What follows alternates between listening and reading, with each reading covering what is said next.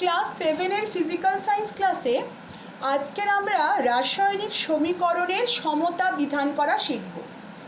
জিনিসটা কি একটু বলে দিই। আমরা তো বলছিলাম যে নাম হলো রাসায়নিক সমীকরণ। সমীকরণ কথাটার মানে হলো দুটো দিকই, অর্থাৎ লেফট হ্যান্ড সাইড আর রাইট হ্যান্ড সাইড সমান হবে।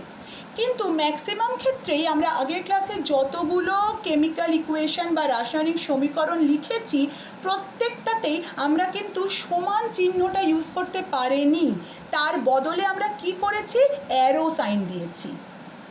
কিন্তু যতক্ষণ না আমরা সমান চিহ্ন দিচ্ছি, অর্থাৎ আমরা এটাই বলার চেষ্টা করছি যে এই চিহ্নটার ডান দিক এবং বাম দিক দুটো দিকই সমান, ততক্ষণ তো সেটা রাসায়নিক সমীকরণ হচ্ছে না।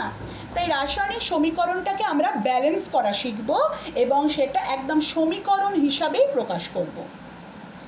সেটা করার আগে আমরা একটা জিনিস শিখে নিই, ভরের সংরক্ষণ সূত্র। যে কোনো রাসায়নিক বিক্রিয়ার আগে ও পরে বিক্রিয়ক এবং বিক্রিয়াজাত পদার্থগুলোর মোট ভর ধ্রুবক থাকে। যেমন একটা রাসায়নিক বিক্রিয়া, কার্বন আর অক্সিজেনের রাসায়নিক বিক্রিয়ায় কার্বন ডাই অক্সাইড তৈরি হচ্ছে। এখানে দেখো কার্বনের একটা অণু ছিল, একটা অণু, অক্সিজেনের দুটো পরমাণু। ঠিক আছে, আমি এখানে অণু আর পরমাণু একে আমি পরমাণু দিয়েই বোঝাই ব্যাপারটা, নাহলে তোমাদের বুঝতে অসুবিধা হবে। কার্বনের একটা পরমাণু ছিল, অক্সিজেনের দুটো পরমাণু ছিল। তাহলে এই দিকে বিক্রিয়কের মোট ভর হচ্ছে কার্বনের একটা পরমাণুর ভর, অক্সিজেনের দুটো পরমাণুর ভর।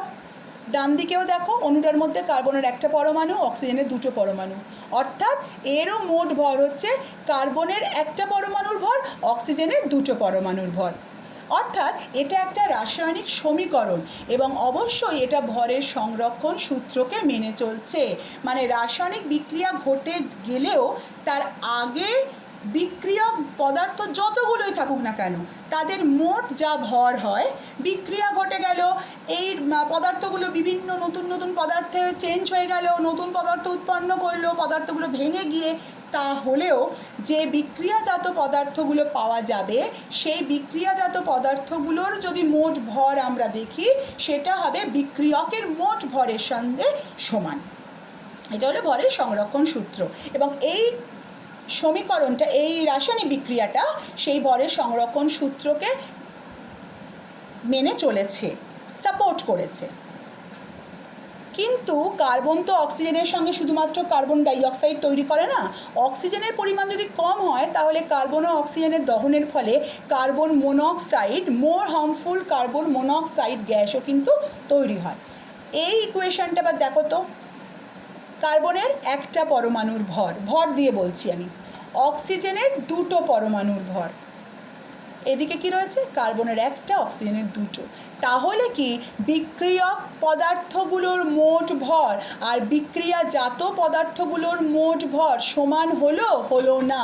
তার মানে এই রাসায়নিক বিক্রিয়াটা, যে বিক্রিয়াটা সঠিক কিন্তু এটা সমীকরণ হিসেবে কিন্তু লেখা নেই, বা রাসায়নিক সমীকরণটা ব্যালেন্সড নেই, এটা সমীকরণ হিসেবে আমরা লিখতে পারছি না। তাই কি করতে হবে, এটাকে ব্যালেন্স করতে হবে। অর্থাৎ এই সমান চিহ্ন, অ্যারো তুলে সমান চিহ্ন দেব এবং তার আগে অর্থাৎ বিক্রিয়কগুলোর মধ্যে এক একটা পার্টিকুলার মৌলের যতগুলো পরমাণু থাকবে, বিক্রিয়াজাত পদার্থগুলোর মধ্যেও ওই পার্টিকুলার মৌলটার ততগুলো করেই কিন্তু পরমাণু থাকতে হবে। সেটাই হচ্ছে আমাদের সমতা বিধানের মূল লক্ষ্য। আবার বলছি, একটা কোনো পার্টিকুলার মৌলের বিক্রিয়কের দিকে যতগুলো পরমাণু থাকবে, বিক্রিয়কের দিকে মানে কি, লেফট হ্যান্ড সাইড, আর বিক্রিয়াজাত পদার্থের দিক মানে রাইট হ্যান্ড সাইড। তো এক একটা মৌলের পরমাণু যতগুলো করে লেফট হ্যান্ড সাইডে থাকবে, আরএইচএসেও ওই পদার্থের, ওই মৌলের পরমাণুগুলো অতগুলোই থাকতে হবে। মানে ধরা যাক এখানে বাম দিকে অক্সিজেনের মোট পরমাণু সংখ্যা, ডান দিকে অক্সিজেনের মোট পরমাণু সংখ্যা সমান, বাম দিকে কার্বনের মোট পরমাণু সংখ্যা ডান দিকে কার্বনের মোট পরমাণু সংখ্যা সমান, তাই এটা একটা ব্যালেন্সড ইকুয়েশন। এখানে বাম দিকে কার্বনের মোট পরমাণু সংখ্যা ডান দিকের কার্বনের মোট পরমাণু সংখ্যার সঙ্গে সমান। অক্সিজেনের বাম দিকে অক্সিজেনের মোট পরমাণু সংখ্যা ডান দিকের অক্সিজেনের মোট পরমাণু সংখ্যার সঙ্গে সমান নয়, তাই এটা ব্যালেন্সড ইকুয়েশন নয়, এটাকে ব্যালেন্স করতে হবে। এবারে আশা করি বোঝা গেছে। এইবারে এই ব্যালেন্স করার বহু নিয়ম আছে, নানান ধরনের নিয়ম। আমাদের সিলেবাসে যেটা আছে সেটার নাম হচ্ছে হিট অ্যান্ড ট্রায়াল মেথড। মানে আমরা 2, 3, 4 করে করে আমরা দেখবো, ব্যালেন্স করবো যে কটা কার্বন লাগবে, কটা কার্বন ডাইঅক্সাইড লাগবে। কিন্তু এই করতে গিয়ে সে তো হাজার হাজার ইকুয়েশন আছে, আমি কোনগুলো পড়ে যাব, পরীক্ষায় কোনগুলো আসবে, সেগুলো তো আমার পক্ষে অত মুখস্থ করা সম্ভব নয়। তাহলে কিছু একটা নিয়ম, আমাকে নাম হোক না হিট অ্যান্ড ট্রায়াল মেথড, কিন্তু আমাকে তো কিছু একটা নিয়ম ফলো করতে হবে। যে নিয়মটাকে ফলো করে গেলে আমার এই ব্যালেন্সিংয়ের কাজ বা সমতা বিধান করার কাজটা একটু ইজিয়ার হবে। তার জন্য আমাকে দুটো রুল ফলো করতে হবে। আমি দেখব যে পরমাণুটা দুদিকে সব থেকে কম নাম্বারে আছে, মিনিমাম নাম্বারে আছে, তাকে প্রথমে ব্যালেন্স করার চেষ্টা করব। যেমন ধরা যাক এইটাই তো আমার আনব্যালেন্সড ইকুয়েশন, এখানে কার্বন একটা, অক্সিজেন দুটো, তাহলে সব থেকে মিনিমাম নাম্বার কার্বনের। তাহলে ফার্স্ট দেখব কার্বন ব্যালেন্স করা যায় কি করে। কার্বন এখানে অলরেডি ব্যালেন্সড, ঠিক আছে। যদি না হতো আগে ফার্স্ট আমি কি করতাম, কার্বনটাকে ব্যালেন্স করার চেষ্টা করতাম, তারপরে আমি অক্সিজেনের দিকে হাত বাড়াতাম। এইবারে কি আর হচ্ছে, যে পরমাণু ম্যাক্সিমাম নাম্বারে রয়েছে তাকে সবার শেষে ব্যালেন্স করব। এখানে অক্সিজেন ম্যাক্সিমাম নাম্বারে, তাহলে সবার শেষে আমি অক্সিজেনকে ব্যালেন্স করার চেষ্টা করব। মাঝে যদি আরও অন্যান্য পরমাণু থাকতো, আমি পরে দেখব, আমি অনেকগুলোই উদাহরণ এখানে দেখিয়েছি, পরে দেখব যে যদি আরও অন্যান্য মৌলের পরমাণু থাকতো, সেইগুলো মানে আমি ইনক্রিজিং অর্ডারে এগোতাম। সব থেকে কম নাম্বার অফ অ্যাটমস তাকে সবার আগে ট্রাই করব ব্যালেন্স করার, তারপরে তার থেকে বেশি, এই করে করে সব থেকে ম্যাক্সিমাম নাম্বারে যে রয়েছে তাকে সবার শেষে ব্যালেন্স করার চেষ্টা করব। দেখো কার্বন তো প্রথমে এখানে ব্যালেন্সড হয়েই রয়েছে। এইখানে দেখব যে অক্সিজেনের রয়েছে দুটো পরমাণু, এখানে রয়েছে একটা পরমাণু।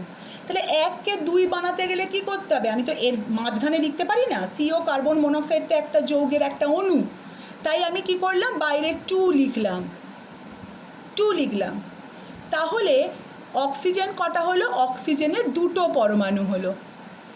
এই দিকে অক্সিজেনের কত পরমাণু আছে, দুটো পরমাণু আছে, মিলে গেছে।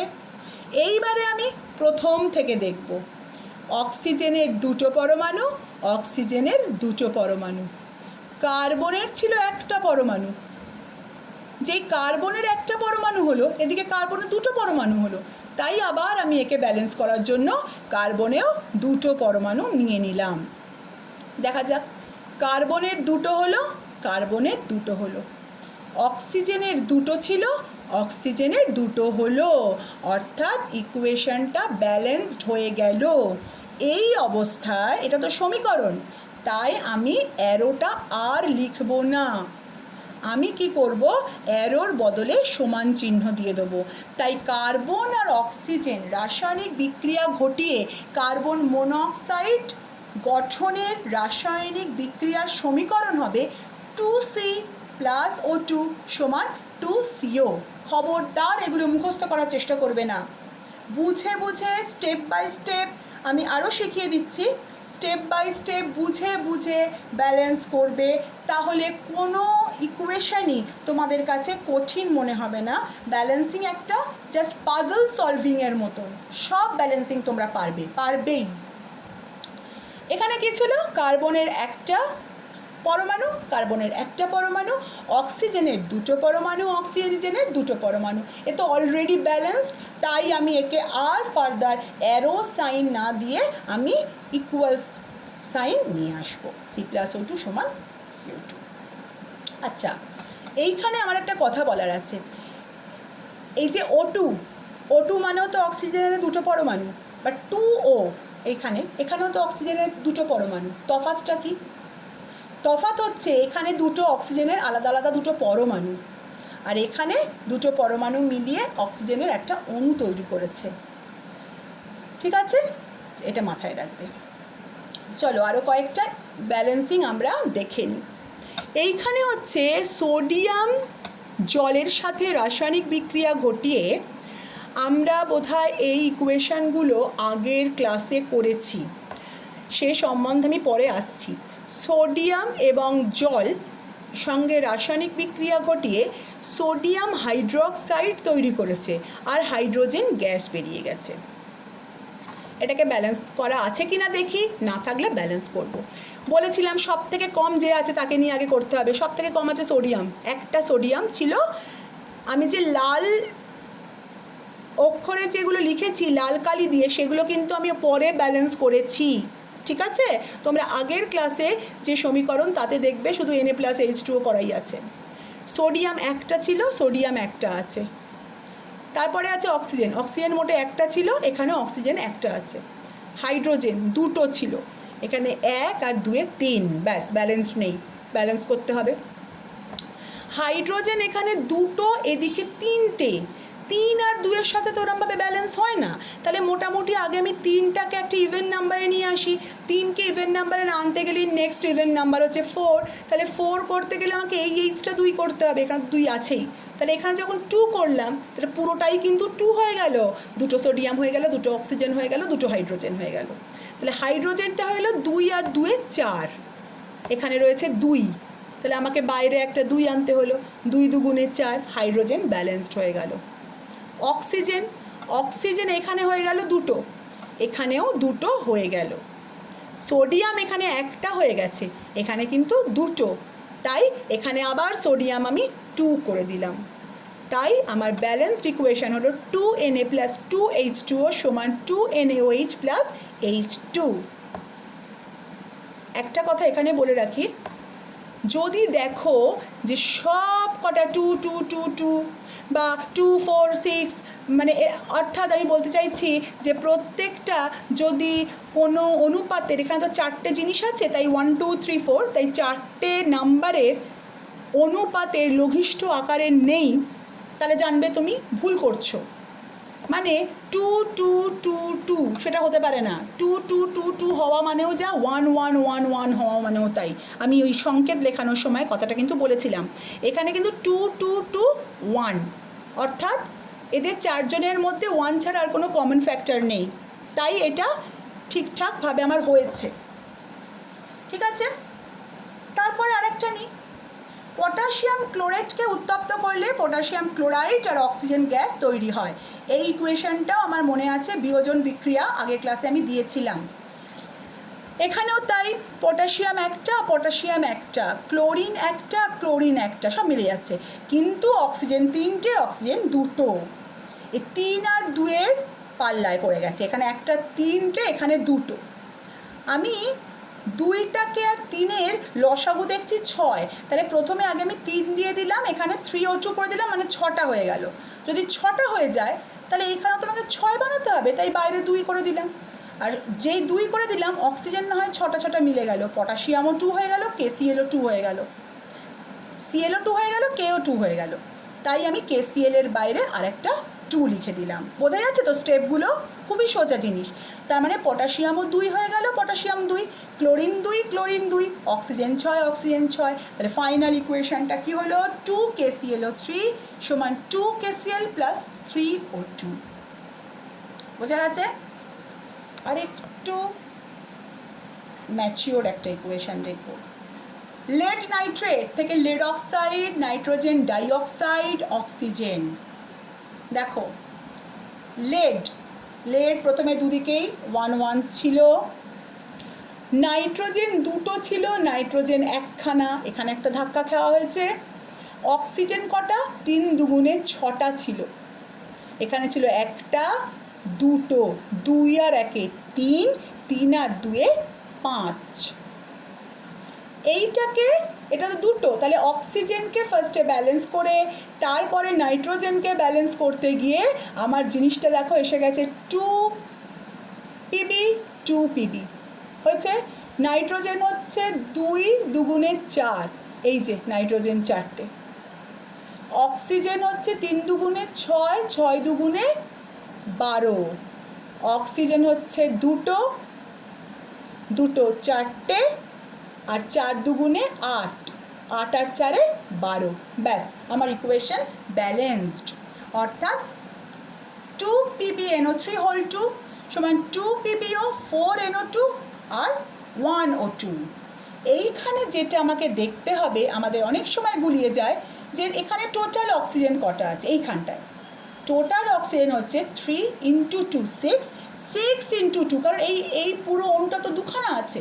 এক একটা অণুর মধ্যে যদি 6টা করে অক্সিজেন থাকে, তাহলে দুটো অণুর মধ্যে তো 12খানা অক্সিজেন থাকবে।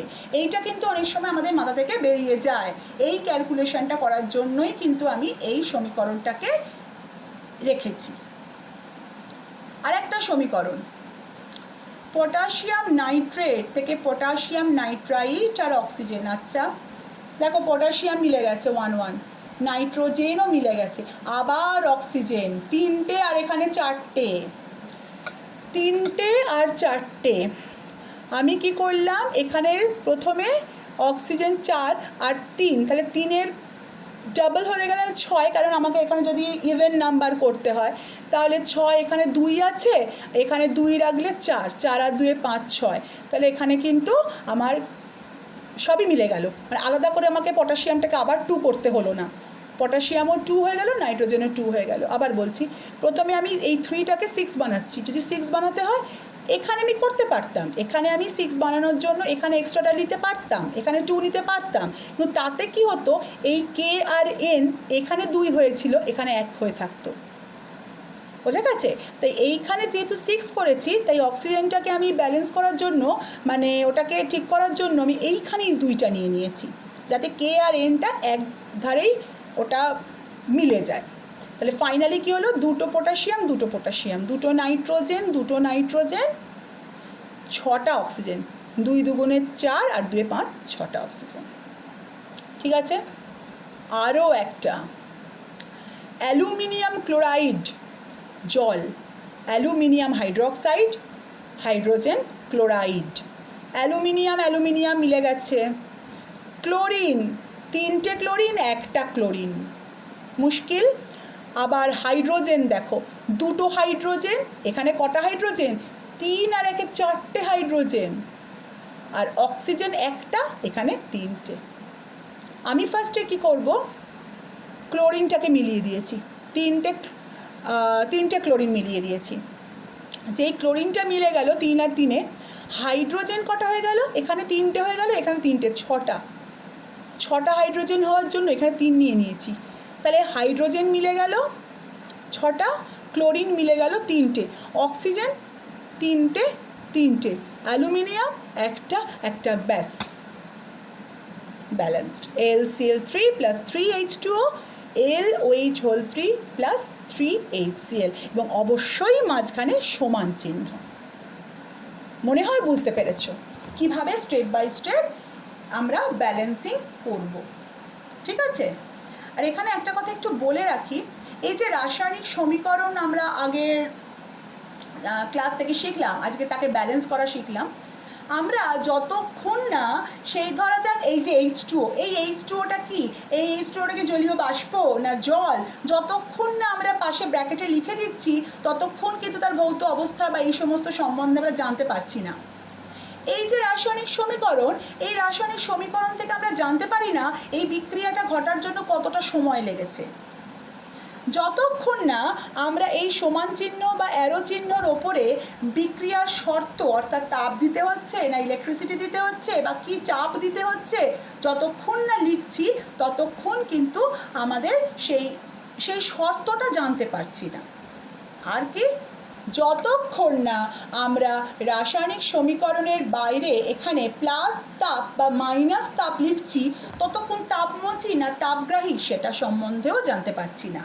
তো রাসায়নিক সমীকরণ শুধু আমাদের একটা যে স্কেলিটন সমীকরণ, সেটা আমাদের শুধু বলছে কোন কোন পদার্থগুলো রাসায়নিক বিক্রিয়া করে কোন কোন পদার্থ তৈরি করছে, এবং অবশ্যই কত পরিমাণ 2 অণু পটাশিয়াম নাইট্রেট ভেঙে গিয়ে 2 অণু পটাশিয়াম নাইট্রাইট এবং 1 অণু অক্সিজেন তৈরি হয়। এইভাবে আমরা জানতে পারি। নিশ্চয়ই বুঝে গেছো? এবারে তোমাদের কাজ সম্বন্ধে বুঝে নাও। সবার আগের ক্লাসে যতগুলো রাসায়নিক সমীকরণ পড়া হয়েছে, আমি যতগুলো রাসায়নিক সমীকরণ লিখেছি বা তোমাদের লিখতে দিয়েছি, প্রত্যেকটাকে ব্যালেন্স করবে। এবং আগের ক্লাসে তোমাদের যে কোয়েশ্চেনগুলো দেওয়া ছিল না, যে কি কি ঘটবে সমীকরণ সহ লেখো, একটাও সমীকরণ ব্যালেন্সিং ছাড়া লেখা যাবে না। আমি আগের দিন কথাটা বলিনি, কারণ আজকের ক্লাসে ব্যালেন্সিং শিখিয়েছি বলে। তোমরা কি করবে, যেখানে যেখানে সমীকরণ লিখেছো তার তলাতেই ব্যালেন্স করে সুন্দর করে লিখে রাখবে এবং তারপর থেকে পরীক্ষার খাতায় ব্যালেন্সড ইকুয়েশনই লিখবে। বোঝা গেছে? এই তো, তাহলে ফার্স্ট কাজটা লিখে দিয়েছি। আগের ক্লাসে যতগুলো রাসায়নিক সমীকরণ পড়া হয়েছে, মানে আমি করিয়েছি, সেগুলো প্রত্যেকটা তোমরা ব্যালেন্স করবে। সেকেন্ড, তোমাদের কাজ দেওয়া সবকটা রাসায়নিক বিক্রিয়ার সমীকরণকে ব্যালেন্স করবে, মানে যেগুলো আমি তোমাদের হোমওয়ার্ক দিয়েছিলাম। হয়েছে? এইবারে আমি কিছু এখানে রাসায়নিক সমীকরণ দিয়ে রাখলাম, সেইগুলোকে ব্যালেন্স করবে। দেখো, ZnO প্লাস Cl2 তৈরি হচ্ছে ZnCl2 প্লাস O2। তারপরে NH3 প্লাস O2 তৈরি হচ্ছে NO plus H2O। Next SO2 plus H2S তৈরি হচ্ছে S plus H2O। Next H2O plus Cl2 তৈরি হচ্ছে HCl প্লাস O2। তারপর Cu2S cuprous sulphide plus O2 তৈরি হচ্ছে Cu2O প্লাস SO2। আর লাস্টে CaOH2 প্লাস CO2 তৈরি হয় CaHCO3(2)। এই 6টা। তাহলে এই কাজগুলো একদম সুন্দর করে করবে এবং এতে এই 1, 2 আর 3 মিলিয়ে যতগুলো কেমিক্যাল ইকুয়েশন আছে এবং যে যতগুলো তোমাদের ব্যালেন্সিং হবে, তাতে তোমাদের যথেষ্ট প্র্যাকটিস হয়ে যাবে। এছাড়াও বইতে যে সমীকরণগুলো দেওয়া আছে সেইগুলো প্র্যাকটিস করার চেষ্টা করবে। আজকের ক্লাস এখানেই শেষ।